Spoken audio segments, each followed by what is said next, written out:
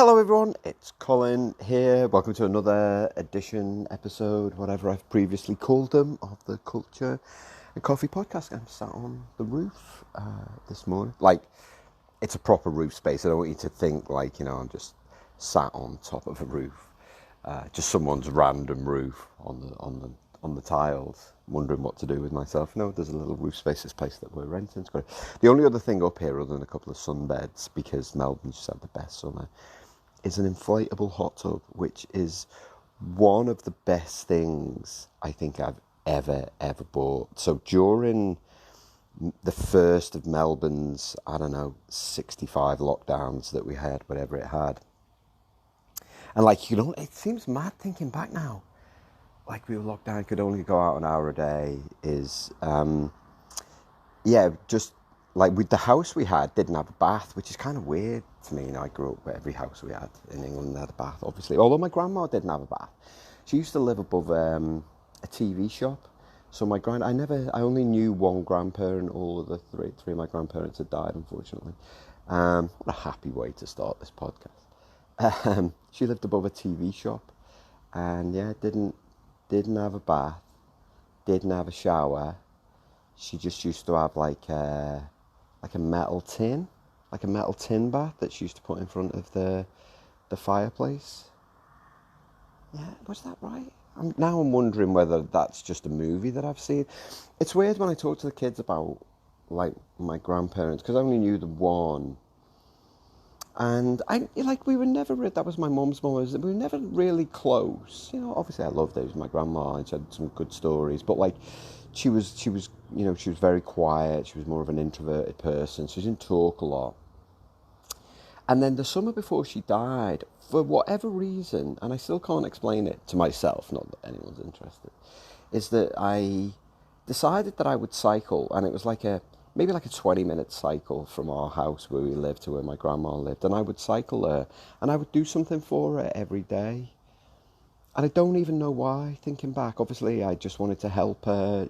She had these steep stairs that she had to climb, which was in a shop, and then there was some steep stairs to the living quarters above. And so I used to go and just do these little jobs for her. I'd go down the shops, and not that she would give me anything. I don't remember her giving. She used to make me a sandwich and a cup of tea. It's classic English thing, sandwich and a cup of tea. And they were good memories of me hiking up and down these stairs, filling the coal for her. And the coal man used to drop off a bag, and I used to take that through and then carry the coal in a bucket, like a metal bucket upstairs. It sounds like something from Oliver Twist. But her life never really moved on, even though her husband sold TVs, which was quite the thing. He just wasn't, apparently, according to my mum. Her dad wasn't great with money, so at a time when he should have been raking it in, selling TVs in the 50s and 60s, he didn't. And so my grandma was left in this little place. Anyway, how did I get... Oh, yes, bath. We didn't have a bath. Can't believe it. I wonder where I was going with that. We didn't have a bath. And I just like sitting in hot water. Did you like sitting in hot water? Like, every now and again, I just like sitting in hot water. I think my dad still has one bath a week. They never had a bath either. When he was growing up, it was the metal tin there. And because there was 8 of them in the 8 kids, they used to take turns in the bath every one day a week. And so my dad still has this one bath a week. Not that he's listening to this podcast. So anyway, sit in hot water. Went on the internet and had a look, see if you could get an inflatable hot tub. And of course you can. And it cost me $650. So it wasn't cheap, right? But it comes like a flat pack. It's really heavy. And then it's dead easy. It's dead easy to blow up. It's dead easy to fill with water. It's dead easy to keep clean. I change the water 4 times a year or something like that. And you just keep it topped up with chlorine. And it's great. It's great in the evening. I mean, it's a lovely start to the day here. It's Monday, the 21st of March, 2022, and it's the Melbourne summer that never ends. And it's great in the evenings because I just like sitting in the tub looking at the stars, as you do. Anyway, so I'm going to be talking about culture perks today, but let's get stuck into the coffee first. So the coffee is a Las Alsitas Gesha from Bolivia. It's another Americas, another coffee for Americas. It's roasted by Disciple Coffee Roasters in Balaclava in Melbourne. Let me just wet me whistle here. Oh man, that's really good.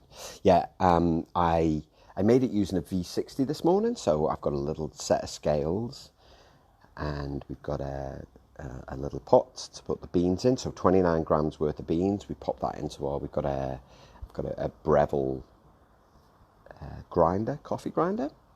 Pop it in there, get the grind out, use a V60, which is like a ceramic, it's almost like a ceramic, it looks like a ceramic cup, which I put on top of like a little glass jug. Put a filter inside, wet the filter with hot water, put the grind in, and then pour through the water over the grind until you get the coffee.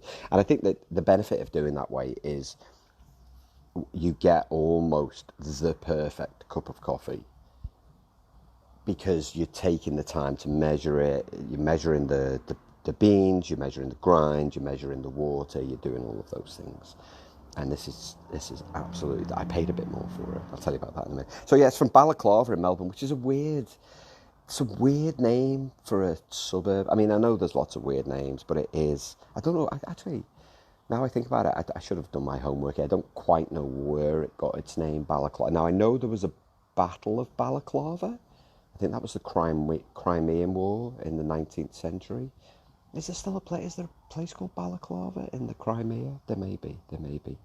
There's also a place called Balaclava in the northwest of England, and that's actually, now I think about it, that's probably where it got its name from. You know, a lot of places in Melbourne take their names from, you know, kind of when people from England came over to places like Richmond, and Fitzroy is another one. You know, these are all, actually I'm not sure about Fitzroy, but Richmond definitely, after the place in London. For me, a balaclava was like a scratchy piece of wool that you were forced to wear as a young child, which basically covered your entire face with the exception of your eyes. And so yeah, Mum used to make them wear us in winter. The English winter runs from January to December. You know, it's like 12 months long. Yeah, and so yeah, used to wear them. And then Dad remarked one day that we looked like recruits for the IRA, the Irish Republican Army, who always used to appear in these kind of videos with balaclavas on, and that was it. We never wore balaclavas ever again. Anyway, Disciple, it's a great little boutique coffee roastery. They've got a cool little cafe in Balaclava. It's one of those kind of really vibrant places that you go, like, you know, like if you don't know it and you stumble upon it by accident, you're like, this is so cool. And it is, it's such a great little spot. And the smells, the aromas are absolutely gorgeous. You've got coffee and the food. It's like down a back street, and it's one of those places where you have to know about it. Like it's possibly going to be in a guidebook. Now our borders are open, you can come back to Australia. It's in a guidebook. All right, if you're coming to Melbourne for the weekend, just Google coffee balaclava. It'll probably come up. And yeah, this is a geisha bean, which is difficult to grow. It's difficult to cultivate, difficult to grow. It requires very, very specific conditions, which is why it's usually way more expensive. So these particular beans weren't cheap. But I wanted to talk about the geisha variety. It's really, really fruity in taste. So this particular one has got notes of lychee and nectarine. Oh gosh, it's so good. That is so good. Yeah, definitely getting the lychee. So yeah, I'm going to talk about perks, workplace perks today. I was talking to let's say a senior leader, actually a friend, but a senior leader in business about 4 weeks ago. And, you know, his mate. So I was working on, oh, it's good. And I was talking about hybrid and talking about, you know, kind of balance. He's like, oh yeah, he said, you know, from a hybrid work perspective, you know, they've been pretty good. He's based in the UK. He's like, yeah, they've been pretty good. You know, we're into a good rhythm. He said, but my company is great like that. I was like, oh yeah. I was like, what else? He's like, oh, well, you know, they've got all of these benefits, all of these perks. He's like, we get an extra day's holiday every quarter. They give us an extra day's holiday every quarter. during COVID, they gave us 2 days off to kind of take a break. He said, they're trying to do things to make the office a better place so that we'll come back if we're not being ordered back. They're just, trying to encourage it. We're going to have free childcare at the office. He said they're going to redecorate it. He said they're looking at different ways about how they can configure it. He said, I said, how would you describe your culture? He's like, oh yeah, like it's really, really good. I was like, well, sounds like you're absolutely nailing it. And then unprompted, when I said, you're absolutely nailing it, he's like, yeah, I ain't got a minute though. I was like, what? I was like, I haven't got a minute. He's like, I am working all the hours. He's like, I'm just doing the most ridiculous hours. He's like, I'm doing like 60-hour weeks. And he wasn't saying it to brag. When he said it, sometimes when people say, oh, I do 60 hours a week, and you're like, sure you do. Cool. Turning up for meetings is not really work. But he was saying 60-hour weeks every night, every weekend. I was just like, that is absolutely insane. And so I was like, oh, well, let me dig a little bit deeper, because he's talked about all the good stuff. So I was like, kind of what kind of meeting culture do you have? He was like, oh, it's awful. It's terrible. Everything's a meeting. Everything's a minimum of an hour. He's like, have you noticed that? I'm like, oh yeah, tell me about it. It's like, everything's a minimum of an hour. He's like, people waffle on and on and on. He said, I often think that some of these meetings are ego-driven. They're just for people to talk about how smart they are. I was like, oh, tell me about it. He said, I was like, what about emails? It's like hundreds a day. I was like, literally hundreds. He's like, literally hundreds a day. Now, his team is dispersed all around the UK, and they're also part of a global team. So, there's lots of things. I thought I'll do a podcast on that, actually. There's a difference between social cultures. Well, fingers crossed, I'm off to there I go with my fingers crossed.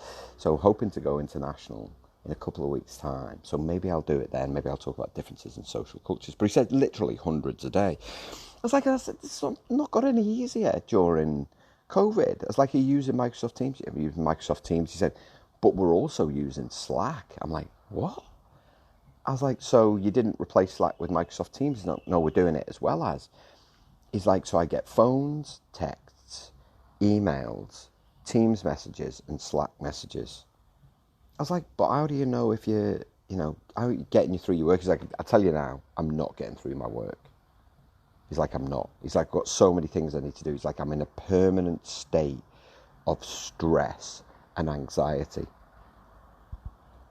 And so I said, so how does that work then? Because you just said that the organisation treats you really well and you've got a great culture. And yet you're telling me that you're permanently anxious, you're permanently stressed, and you don't have enough hours in the day. I was like, sounds like a pretty crappy culture, if you don't mind me saying. And he was quiet for a minute. He was like, oh, I've never thought of it like that. He's like, I've never connected the two things. He said, I've almost like disconnected it. Like there's the things that the organisation does for us, and then there's me and my time, and I haven't connected the two.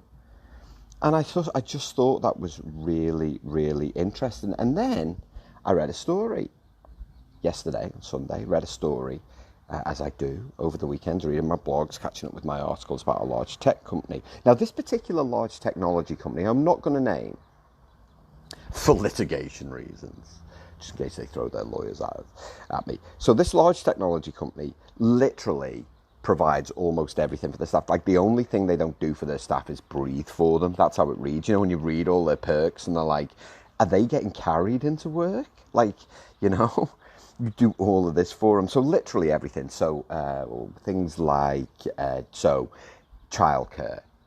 They have on-site gymnasiums, and if you're not on site, then they'll subsidise a gymnasium for you. They provide healthcare in the US, dental care, right?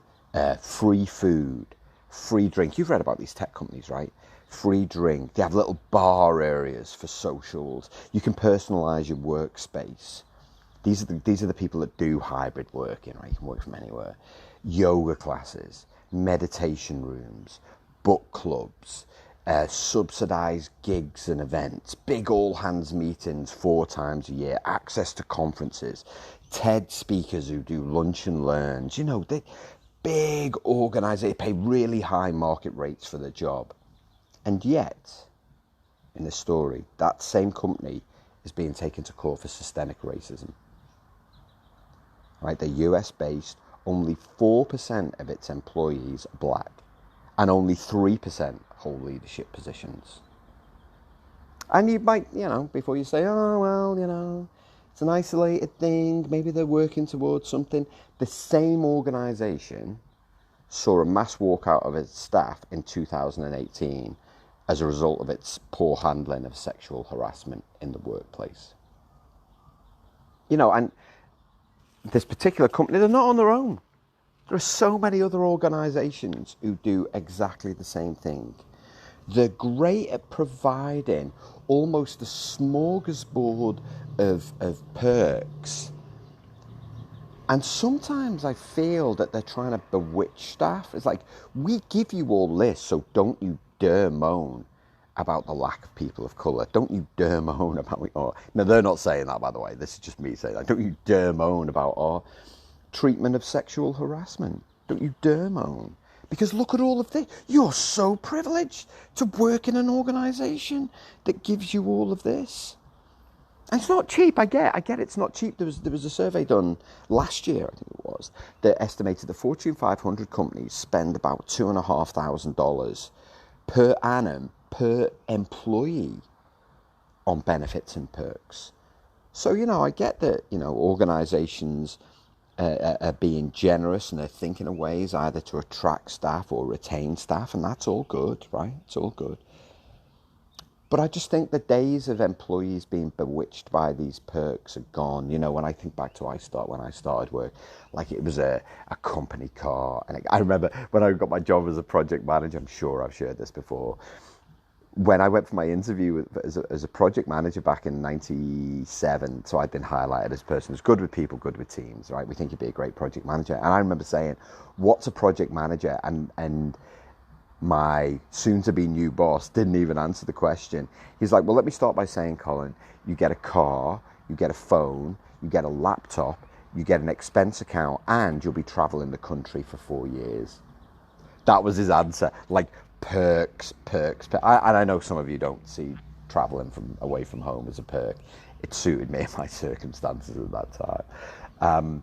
And yeah, that was his way of describing it, was perk. Like, these were like a laptop in 97, a phone. It was like a big field phone that I had to wind up. Hello, base camp. Hello, base camp. Broadsword to Danny Boy. But I just don't think, certainly, as I'm recording this in 2022, employers are more savvy than that. People are...